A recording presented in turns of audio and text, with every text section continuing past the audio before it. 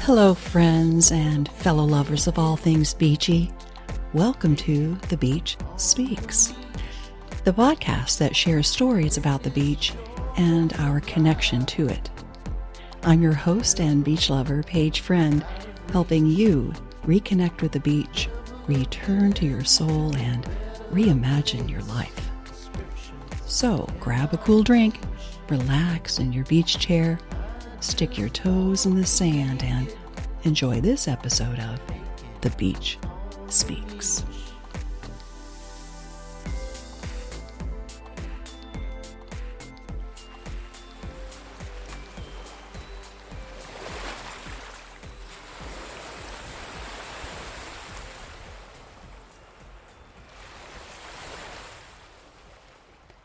Hey, beach lover. I am so excited to share this conversation with my sister-in-law, Alison.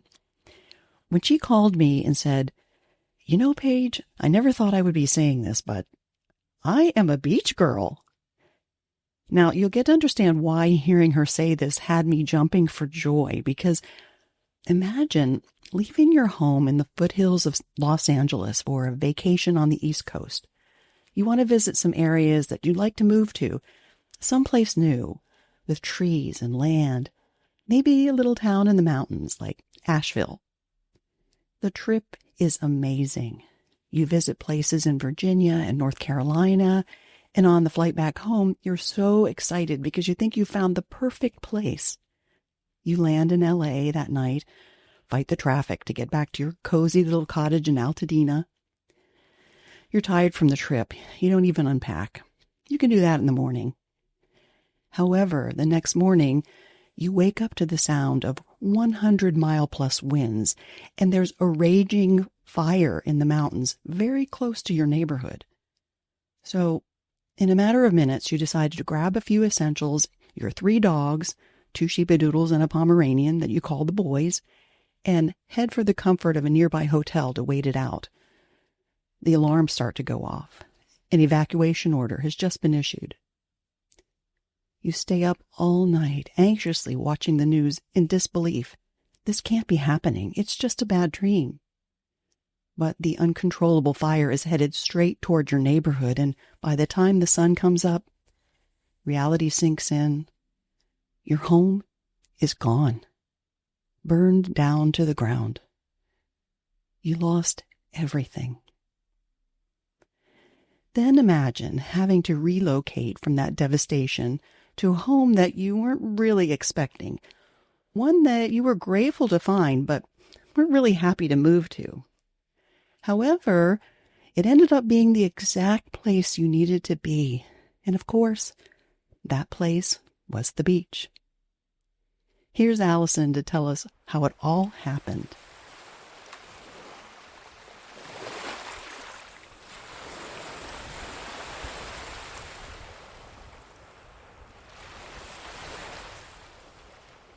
Hey, Alison, welcome to the podcast. Thank you so much. I'm so honored and excited to be here. I am really happy to talk today because I got a message from you about how you didn't think you were a beach girl, but you are a beach girl. What I wanted to ask you first, how is the beach speaking to you today? Today, the beach is speaking to me. It's just presence. Like, be here.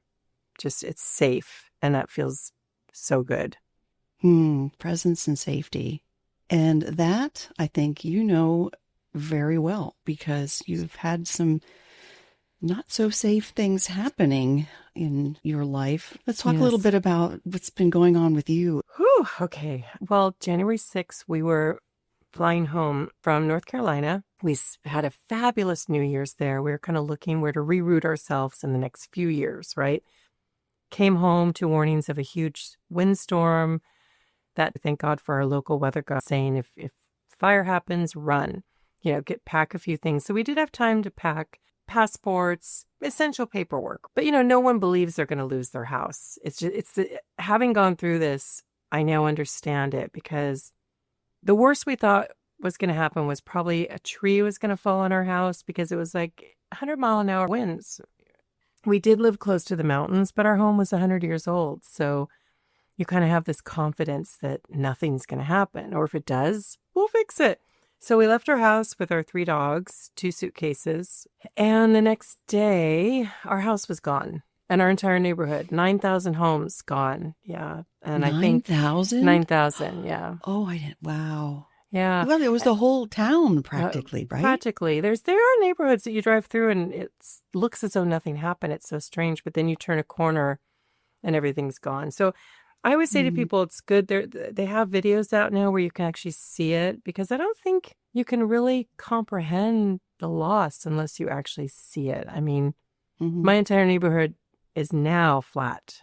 Tell me about your neighborhood, especially because it was very significant. Yeah, so our home was a really sweet little 1925 English cottage, and they were called Jane's cottages. And at the time, they were sold as tract homes, but they're not what tract homes are today. They each had their own unique style, and you would see one that was similar to yours, but there was still something different about it. So it was a mixture of mostly that, and then you had a few mid-century homes and a few Spanish homes, but most of them were really old, and it was just a beautiful neighborhood of artsy, quirky in the best way, people who all got along, you know. And so it's a strange thing to have all that taken away, especially your neighbors. But then it's interesting what happens. We've all been in such trauma that you kind of just focus on your life, rebuilding wherever you are, healing, you know. So unfortunately, I've lost contact with most of our old neighbors, which is, it's a very, I don't even know the word to use. It's bigger than trauma. It's just a life-changing event for sure. Well, tell me, what was it like when you realized that this part of your life, and you were so good at curating spaces that are home and unique and spiritual and just like an extension of you is how I felt like your home was. Although I never got to see it personally, but I mean, I saw pictures, and how strange it was that but a couple, I don't know, maybe a week before that, you were showing pictures of how you had decorated it for Christmas and stuff. You know, it was weird. Yeah. It must have felt like a extension of you was gone. I mean, it's not like, oh, all my stuff and that. I mean, well, I always say to people, you know, the whole Phoenix thing, it sounds so cliche, but it's really true. The Alison I was, January 6th, is dead. She burned with the fires, because you cannot walk away from this being the same person. You know, I had my business too, which I made jewelry, and it all burned, my entire inventory. So that was another loss. So we not only lost our home, our possessions, our heirlooms, our memories there, because it's almost painful to think of the memories at this point anyways. But then my business, which is your identity as well. It's who you are. I sold tangible things like beaded bracelets, healing tools. And I was kind of phasing out of that anyways. But man, when it's not your decision, it feels very different. You know? So for your brother and I, we had to do like mental health check-ins every day for like the first couple weeks. We'd wake up, we'd hug each other, and I would say, I'm angry. You know, and he'd say, I'm numb. And we would just do that and not judge it, but we just had to get it out. And I think that it created such a beautiful anchor through all of this, you know, just to be able to share that and cry together. And, you know, he would cry about your mom's art. Yeah. And I would cry about my daughter's art that I left because we thought we were coming home, you know. So through all of that, the Alison before, I don't even really remember who she was, but the Alison I am now just has gone through such trauma that I really feel like I've come out with more of an understanding, if that makes sense, you know? Yeah. I was just thinking the Alison that I knew, well, that you are still the Alison that I know, but was very, I just see you in trees, just Mama Earth, Mama Gaia, and that's still you. But when that was taken away from you, and then you found out that you would be living near the beach when you were able to get a rental place, I mean, that was miraculous in itself, because everybody was scrambling for someplace to live, right? Yeah. And I remember you telling me, well, we found this place in Redondo Beach, and I heard the word beach, and I went, hallelujah. Yes, God, yes. You're in the perfect place. I felt, because the beach is so healing and it's safe and it's all of Mm. those things that I think you need after such an event as that. Mm. However, knowing you, Mother Gaia gal, I thought, well, maybe the beach isn't, it's not for everybody. Right.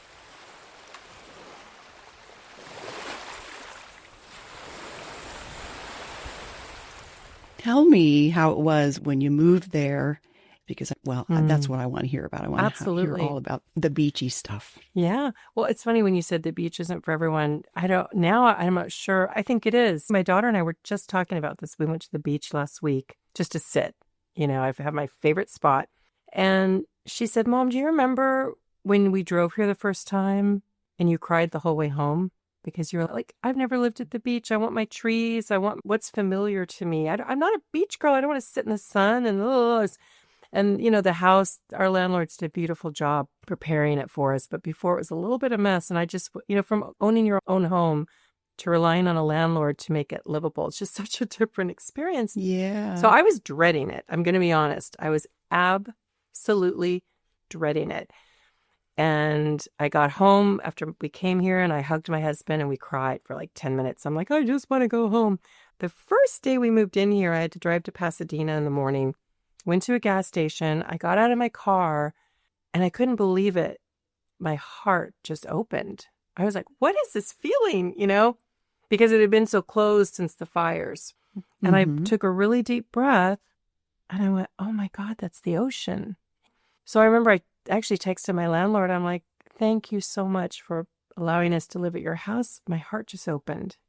So then, we go to the beach and I just sit there and I just feel so heard.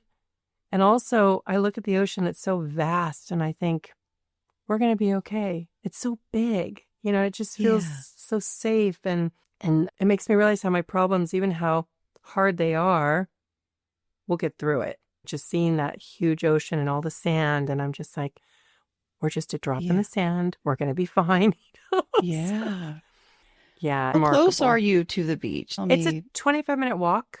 Walk the dogs? Well, I'm guilty of not walking as much as I should. I do walk with my husband a lot. When he walks, I walk. But I could take the little one. The big boys are a little hard. We have 2 giant sheepadoodles. But normally I actually drive to my favorite spot. I don't even know why it's my favorite spot, but it just feels perfect. It's kind of quiet. And I love to go about 5, 6 o'clock. I'm like a vampire beach person, but I love it, and I just sit there and I'm get into this in a minute, but my mom just passed. So since that, the beach just has embraced me with so much love.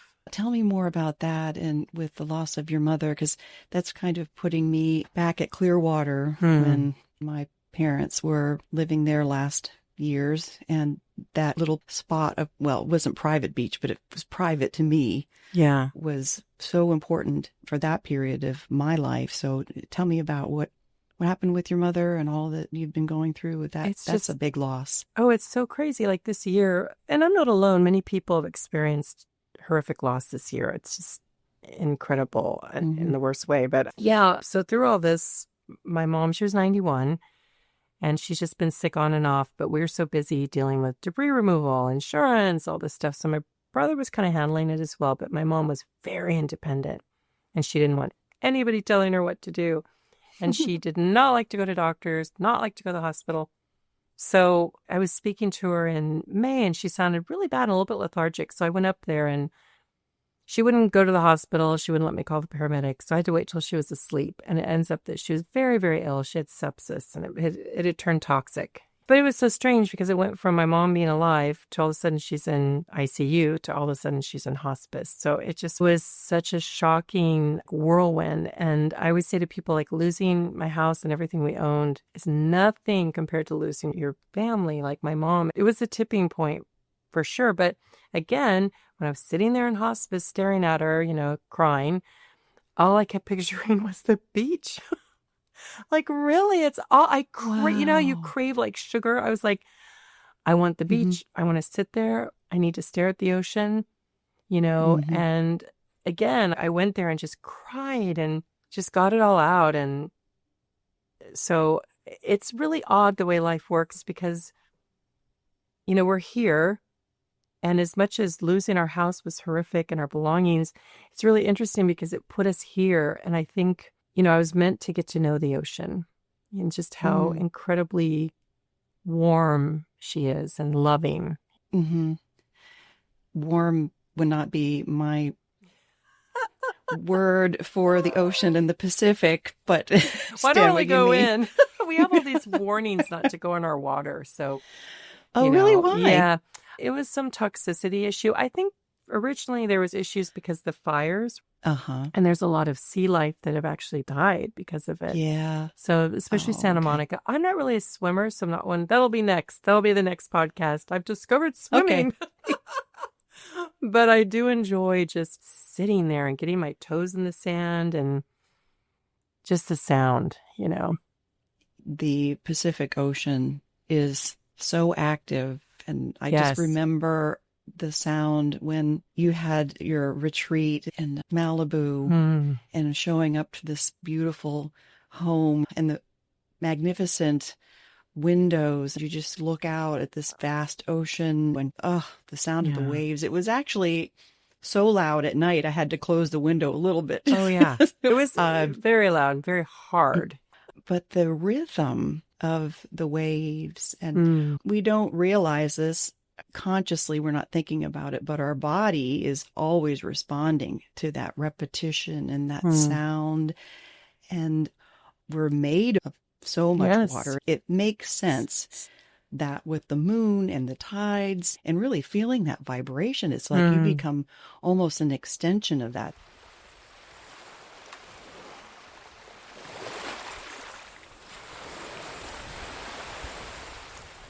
You had this jewelry business, and that was all gone with the fire. I know you had been talking about, I got to get out of this. I want to move on to something else. And you were working all of the time. So this, I don't know, the universe kind of said, okay, if you're not going to stop working, I'm going to make you stop working. Right. It's a bizarre thing because I had a whole plan. I was going to go to school to be a clinical medical hypnotherapist, and it was all set. I paid it in full. And that was my journey. And we were probably going to move in 2 to 3 years, maybe Asheville, North Carolina. We love it there. Looking at the coastal too, because now I'm a beach girl, so Wilmington as well. But it's really hard because this is part of what I was saying earlier, because I had to really stop and look at, do I want to do that? Because I have no work. It's crazy going from working 16-hour days to nothing. And I mean, it hasn't been nothing because I've been managing the house and my mom's house and all that stuff. But yeah, you've had a lot to do. It's been a lot. But so I actually called my school and I said, I want a refund. I need to sit and think. So I put that over there for now. And I'm just trying to really, what I realized, Paige, is one thing I loved that I was cultivating at our old house was community. I did sister circles every month. Right. And I was just starting to see in person people again for healing. So, I'm already trained as a hypnotherapist. I'm already Reiki. So I created this modality, which is just very empowering. It's people connecting to their highest self, their inner healer, to do the work. So instead of me doing Akashic records, I get them to connect in so they get the answers. Instead of doing Reiki, I connect them to their inner healer and they do it on themselves. So that's a modality I created called my soul key.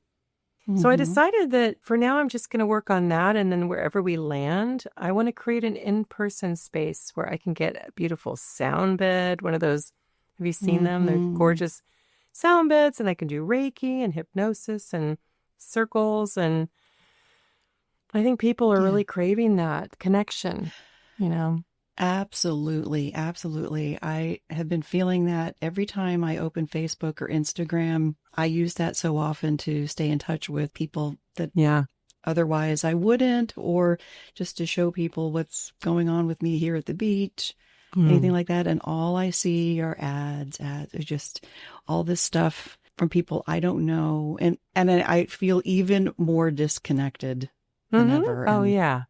You do create a beautiful container to hold space for people. And I can see how people would really want to join that. Just something about being in circle. Mm-hmm. I mean, it's not like we go around the circle and just complain about this or that, it's really like you share what's going on with you or a certain aspect or something, and everybody just holds that. It's not Right. like we're giving you advice or Mm-hmm. or anything. It's just like you said, sometimes you just have to get, I'm feeling this. Yes. And just sometimes just the act of saying out loud gives it less power, It does, but it also gives people permission to be real as well, to be transparent, because you're saying how you feel.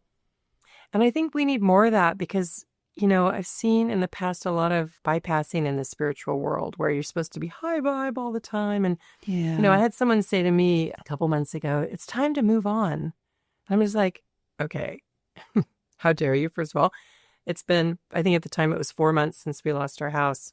Mhm. But that is sometimes what you see. And so what I love about especially the in-person gatherings, or if you have a very safe online group, is you can be as raw as, Mhm. I'm going to use the word unhinged because that's how I have been quite often. Mhm. And to have people hold space for that, knowing that it's temporary, it's not who you are, just in that moment you're feeling it. And then Right. that gives the person next to you permission to say, oh my gosh, well, I la la la la. That's what women have always done when they come together. Modern society's kind of tried to push women against each other. So we've lost that. So it's really nice that it's coming back. And you do have an online community, Mm-hmm. and it's still very active as far as I can tell. So I've been trying, with everything going on, but it's okay. yeah. I had a huge group when I sold jewelry and I told them I'm closing that group. It's a smaller group, but I like that actually. It's nice. People engage more, I think. Right. Well, the right people are there, the people that want to be there, and instead of the people on the periphery that take a look at your jewelry and leave, which is fine. It was beautiful. Yeah. So give me an idea of who you've been working with and who you've been attracting to these groups. Speaking for myself, but also what's going on in the world right now, I think everybody's nervous system is we're so in fight or flight.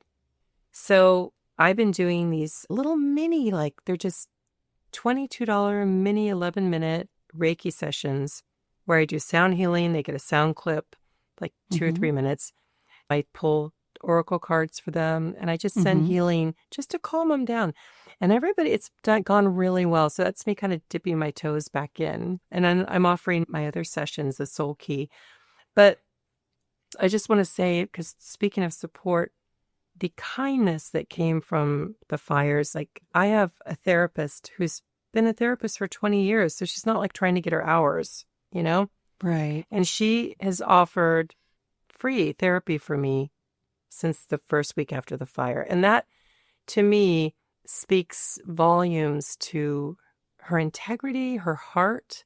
So in saying that, my main thing is to be able to support people where they're at.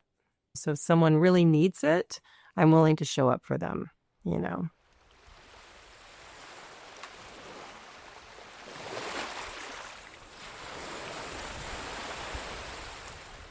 talk about healing. Have you done any of the sound healings on the beach? Well, not near the on the beach? beach, but I go to this one that's rooftop about 2 blocks. It's phenomenal. It's called Amaloa, and she's this beautiful goddess, and her husband, he does the sound, she does the Reiki. And when I met them, I walked into their store the first time. It was a week after that we'd moved here. And I was all bags under the eyes, crying.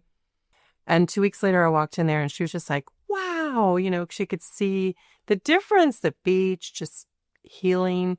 So I love doing that. It's just so beautiful. I did an episode a while ago about sound healing and the heartbeat of the ocean. It was a full moon sound bath on the beach. Our friend Josh and Ernie and I went and we're all laid out on the sand. You can hear the ocean. I just went somewhere, as many of us do during those experiences. And I swear I heard the heartbeat of the ocean. It was like a rhythm, like a heartbeat. It was just so clear to me. And I thought, beautiful. An amazing experience. And I think that just the ocean and the beach and all that just had that Oh, yeah. much more of an effect. Different than inside a studio. As you know, you've done these where you hear the woo, woo, woo, and it's like the Right. whole room is like vibrating. Right. So tell me about moving now. Oh, So you're still seriously...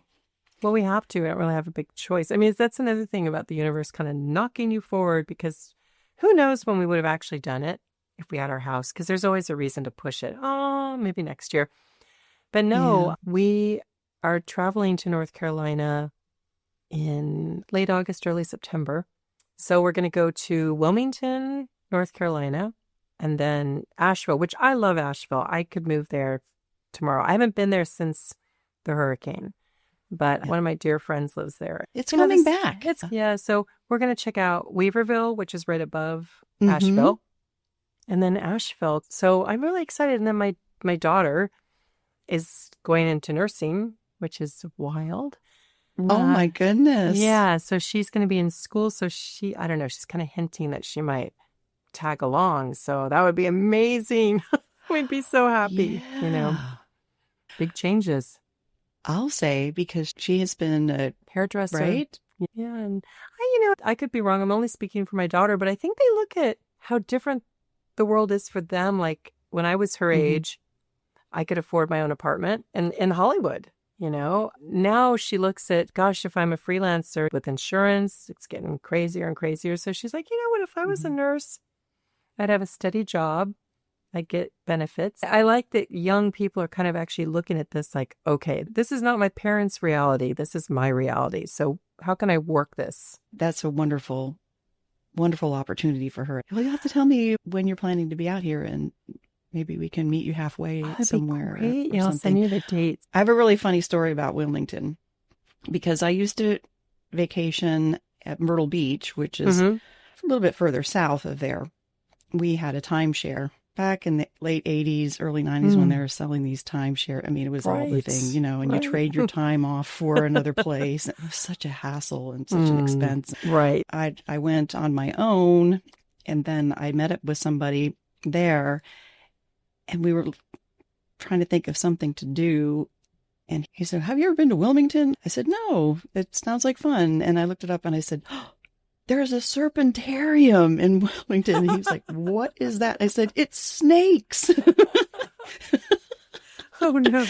Because for whatever reason, I was super into snakes. I just thought they were so cool. And, you have one on your arm and it just, wrapping itself around you. And I thought, I want to see these snakes. So we drive up there and we go to this serpentarium, which was like this really, really old house that this guy had converted. And we walked in, and there was in the back this beautiful ball python in glass, like an aquarium. And I went, oh, that's so beautiful. And the guy said, yeah, you want to hold him? And I'm like, yeah, sure. So he pulls out this big snake, and he's like, and he's for sale. So I turned to my friend and I said, he's for sale. And then I thought, all right, Paige, how are you going to get the snake home to Florida? I mean, you flew here, so right. They're not it's like that movie Snakes on Planes. Like I didn't think this through. Yeah, it would be one of those movies where snakes on a plane, right? But I mean, for a quick moment, I thought, oh, I could have this snake, But that's my memory of Wilmington. Oh my gosh. Yeah, I've never been there. It's so bizarre because I keep talking about Asheville, and like 4 people have mentioned, you should check out Wilmington. The only thing that worries me is like the coast here doesn't scare me, but I worry about hurricanes, because my mom's from the South and she always told me these terrifying stories of hurricanes. Of course, everywhere is having natural disasters at this point, but I'm like, where is it safest? So I don't know. I don't know anymore, because the past hurricanes affected North Carolina, I know, Tennessee, Asheville, which is crazy. I think we're at a point, regardless of what you think of global warming or whatever, we are having massive weather events that are only going to get stronger. And we just need to be prepared for that. I would pick a hurricane over most any other event, because 9 times out of 10, there's enough time to get out of its way. There's always been enough warning Hmm. if you choose to listen to it. I mean, sometimes Mm-hmm. we stick around thinking, oh, they've said that before and it's Right. gone the other way and that sort of thing. Yeah. But you do have a way of getting out of Leaving. harm's way. I don't know. I mean, It's a bizarre time. yeah, It really yeah, is. And you're right. It's funny because I switched our trip because we were going to spend more days than well, we're there 5 nights. So we'll know if we love it or neutral about it. I don't think we'd hate it. Obviously, it's a beautiful city. But Asheville, we both loved. But you're right, because up in Weaverville, it's all trees. So who knows? There's yeah. no way. But I will say, now that we went through the fires, the smallest warning, we'll be evacuating for sure. Because we saw just how Yeah. fast it happens. If you wait too long, it's just too late. I hate that that's a factor in our lives today. However, I just Right. feel like wherever we are, and going back to the ocean and safety and presence, we just have to live our life Mm-hmm. right now the Yeah. best way we can. Mm-hmm. We're here right now. Let's live our best life, Yeah. right?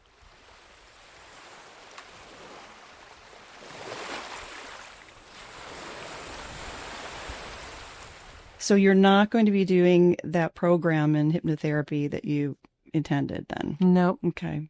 All right. No, I really sat with it because I've had time, and I just thought, nope, I could always go back to it. But for now, I want to do more in person.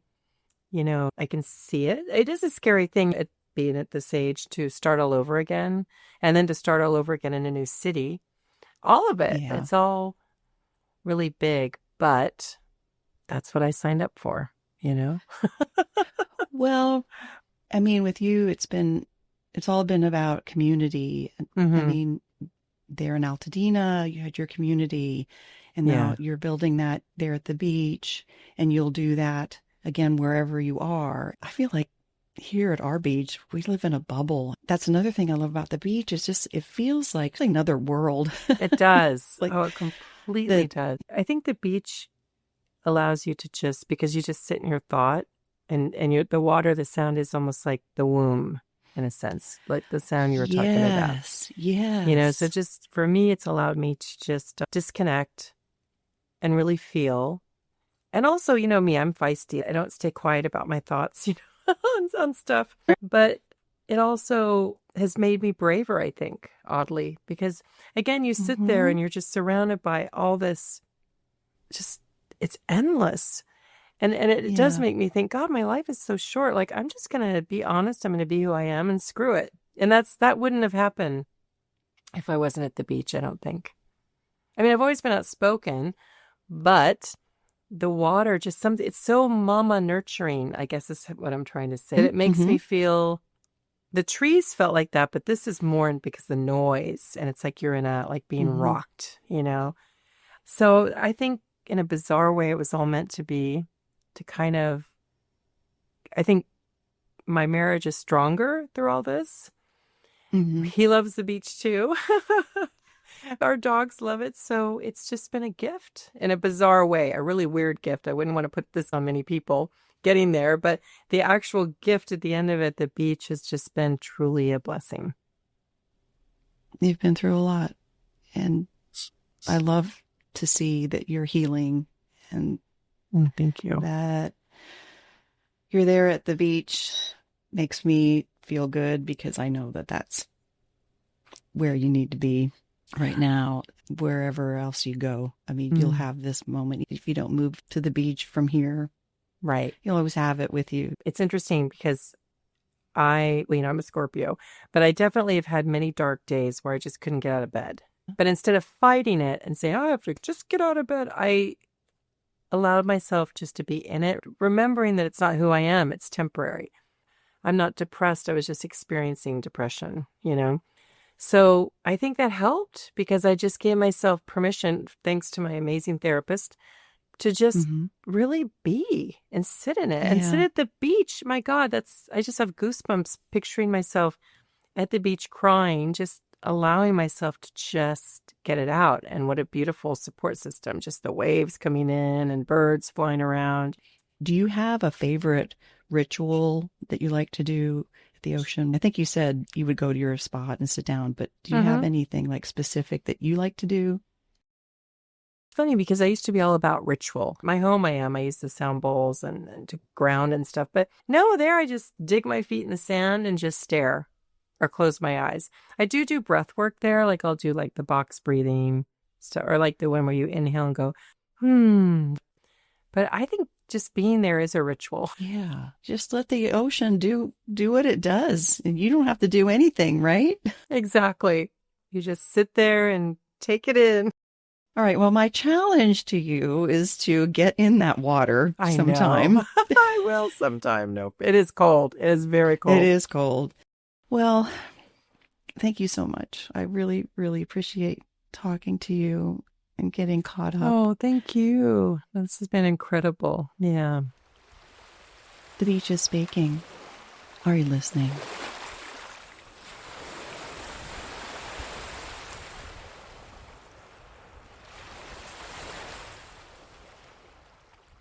I remember those phone calls with Alison a few weeks after the fire, depressed as you can imagine and fraught with overwhelm from just the emotion of losing all their belongings, of precious memories, endless calls with insurance, and searching for an affordable place to live, which at the time was very stressful. And I'm so grateful that they found the safety and healing that they needed at the beach. Speaking of needing the beach, I decided I needed more beach time myself. I have a lot of fun in the sun planned and would like to just be present for those moments and not worry about putting out the next episode, because it does take a bit of time to get this all together. So I've decided to take the month of August off and come back in September refreshed and renewed. That being said, I'm going to put in the show notes links to a couple of my favorite episodes for you to check out while I'm on a break. And as always, I'd love to know how the beach is speaking to you today. Just use the send a text link at the top of the show notes. Until next time, peace, love, and beach.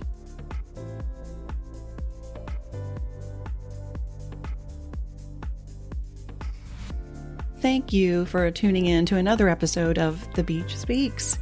If you enjoyed what you heard, please spread the beachy vibes and share it with a friend.